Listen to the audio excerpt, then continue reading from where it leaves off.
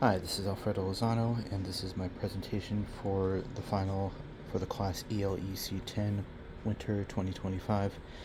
And in this project, I believe the minimum requirements were 5 inputs, 5 outputs, and we'll just go through these one at a time, although I believe there may be 6 inputs, 6 outputs. So, and if I get it wrong, then it's 5.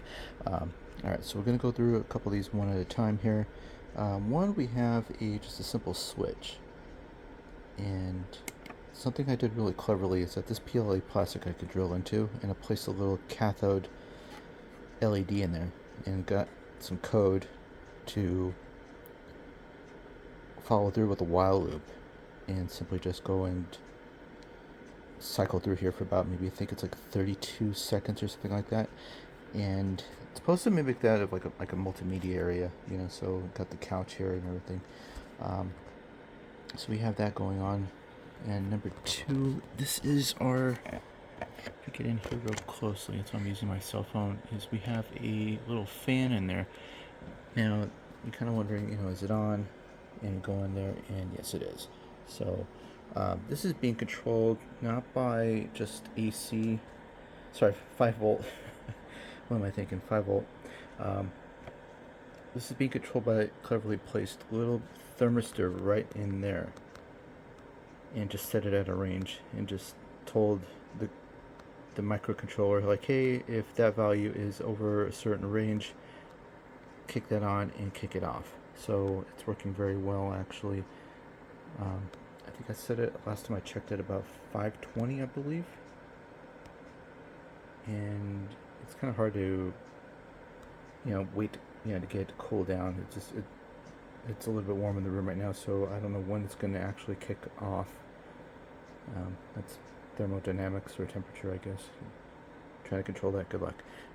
So number 3, we have a potentiometer. Now this, I ran out of pins, so I didn't want to damage the model by pulling this out, even though this was glued in. All the LEDs are glued in with a hot glue gun, so I didn't want to potentially damage this before the presentation. About pretty much close to running out of all pins on the board. But this one, regarding this project, if we just turn this up a little bit, it should kick it on. And there's another LED placed inside. So regarding this, I'll show you real quick. There's an LED drilled into the floor, but it just is, this plastic is very translucent, so I could simply just drill in another hole through the stove, place it in like a lantern, and expertly fill. I can glue it in, but I just kind of wanted to leave it non-glued just for now for the presentation at hand. So that right there, let's see, we have potentiometer, thermistor, kind of a momentary switch, and then next we have a servo motor. So the servo motor will control the door just by the little button press that we have placed over here. And then at the same time, it's actually telling this little light, hey, kick on. So this has a cool like garage door light. And then every time you start this whole entire system up, that door will actually reclose. It's kind of cool. So that's the way I've had it written in the code.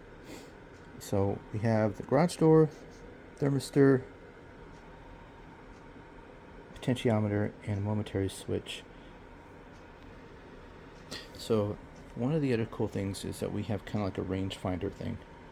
So if I have my hand here, it illuminates some perimeter lights that we have out here in the front, which is really cool. So if I take my hand away and bring it back, so I basically set the code so if my hand crosses a certain range, it'll kick on those lights like perimeter lights, like in real life. So yeah, I think that's number 5. And then the one thing that was a little bit different, we didn't really go through this too much, and there's a couple other LEDs that you see here that are just a little bit actively, they're in there, they're on the floor, and the problem is that this has a lot of interference. I mean, like a lot in the local area. Not only, it depends on the location, but we have LEDs that pop up. So we have like, if I push the button here on the remote for like number 0, it'll bring up the blue lights. If I click on number 1 on the pad, which is here, it'll actually go and it should kick on the yellow lights. And it's interesting that the code just, it has trouble accepting different numbers, but at the same time there's a lot of interference in my local area. So there's the other light. So those are the ones I have right now.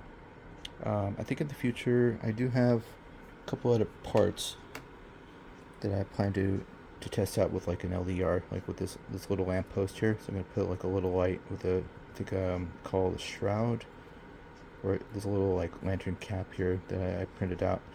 And I'm probably going to do that if I have enough time. By someday I'm going to actually just go in and, you know, try it out.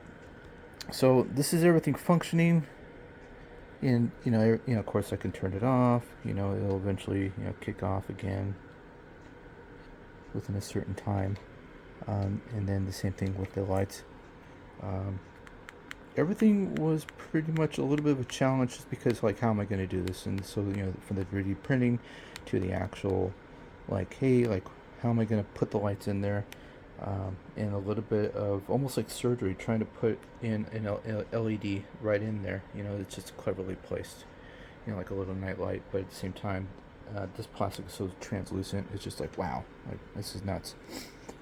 So we have that in there. Resistors were a bit of a challenge, trying to figure out like what type of, like, 220 ohms were used for most of the LEDs. I think all the LEDs, I believe. And then potentiometer was like a 10,000. I don't think I used any resistors for the servo motor or the fan. That's just the microcontroller board controlling it. And then the same thing goes for the ultrasonic sensor that's cleverly placed, like right over here. It's just how it's placed in. So, and then the same thing for the cathode. The cathode LED did require actually a lot of resistors. It required 3 for each channel, so RGB. And of course the negative, there's no, I don't think there's any. It goes backwards, and that's why I thought it was really interesting. Cathode LED with 4 prongs. The negative is like the positive, and so therefore the short prongs, which were in various lengths, required a resistor each, I think, of 220. I think it was like red, brown, black, I think it was. So a lot of this used a lot of different, not a lot of different resistors, but a different range of resistors. And the IR sensor does not have any resistors, but it did require, 1 white cable, 1 red cable, and 1 black. And so it's interesting how the wiring of all this was a little bit, of a challenge. And let's see, next we'll go into like the under hatch here. So mind the mess in here. So everything was labeled. Sorry, I'm hitting the button for the garage door. But everything was labeled, everything was braided. I think if I wanted to improve on this, it would be a lot of heat shrink or electrical tape. And if I really wanted to improve this, I would actually go and take a PCB board and just start creating a board for all the LEDs, that, are just infrared, or one for the ultrasonic sensor. That way things are a little bit more secured, because, the limited amount of time in trying to get this rolling, which I'm glad it worked out very well. There's had to be a couple of shortcuts, and one of them was the heat shrink.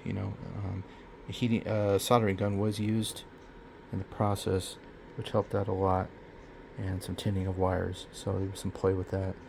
But one of these has a tag. That the organization helped out so much, because as you can see, there's so many different things running in and out of here, and that was just a bit of a challenge. So anyways, thank you so much.